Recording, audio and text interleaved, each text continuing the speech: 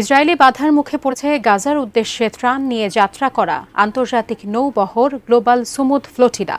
ইতিমধ্যেই ইসরায়েলি নৌবাহিনীর বহরের কয়েকটি জাহাজ আটক করেছে এবং গ্রেফতার করেছে সুইডিশ অধিকার কর্মী গ্রেটা থুনবার্গ সহ কয়েকজনকে। তবে হামলার আশঙ্কা সত্ত্বেও বাকি জাহাজগুলো ধীরে ধীরে অগ্রসর হচ্ছে গাজার দিকে। কিন্তু শেষ পর্যন্ত কি গাজার তীরে নোঙর করতে পারবে এই জাহাজগুলো? বিস্তারিত আরিফ হাসানের প্রতিবেদনে। অবরুদ্ধ গাজার ক্ষুধার্ত মানুষের জন্য খাদ্য ও ঔষধ নিয়ে ভূমধ্যসাগরে যাত্রা শুরু করে আন্তর্জাতিক নৌবহর গ্লোবাল সুমুদ ফ্লোটিলা। আগস্টের শেষ দিকে স্পেন থেকে যাত্রা শুরু করা এ বহরে ছিল প্রায় ৪৫টিরও বেশি জাহাজ এবং প্রায় ৫০০ মানবাধিকার কর্মী। তাদের মধ্যে ছিলেন পরিবেশ আন্দোলনের সুপরিচিত মুখ সুইডেনের গ্রেটা থানবার্গ, নেলসন ম্যান্ডেলার নাতি মান্ডালা ম্যান্ডেলা, এমনকি বাংলাদেশের খ্যাতিমান আলোকচিত্রী শহীদুল আলমও। RICL TMX, যুগের পর যুগ স্থাপনা থাকে মজবুত। ফ্লোটিলার উদ্দেশ্য ছিল গাজার দীর্ঘদিনের অবরোধ ভেঙে মানবিক সহায়তা পৌঁছে দেওয়া। কিন্তু যাত্রার শুরু থেকে ইসরায়েল সতর্ক করে দিয়েছিল এই বহরকে তারা কোনোভাবেই গাজায় ঢুকতে দেবে না। বুধবার ফ্লোটিলা যখন মাত্র ১২০ নটিক্যাল মাইল দূরে, তখন থেকে ইসরায়েলি যুদ্ধজাহাজ তাদের ঘিরে ফেলে।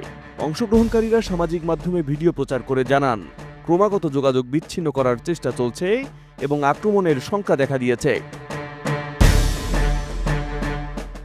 অবশেষে ২ অক্টোবর রাতে ইসরায়েলি নৌবাহিনী বহরের একাধিক জাহাজে উঠে পড়ে।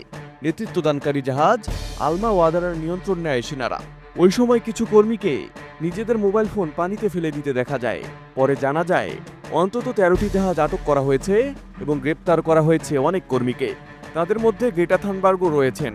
আটক যাত্রীদের এসদোদ বন্দরে নিয়ে যাওয়া হচ্ছে বলে জানিয়েছে ইসরায়েল। এ ঘটনায় আন্তর্জাতিক অঙ্গনে তীব্র প্রতিক্রিয়া দেখা দিয়েছে।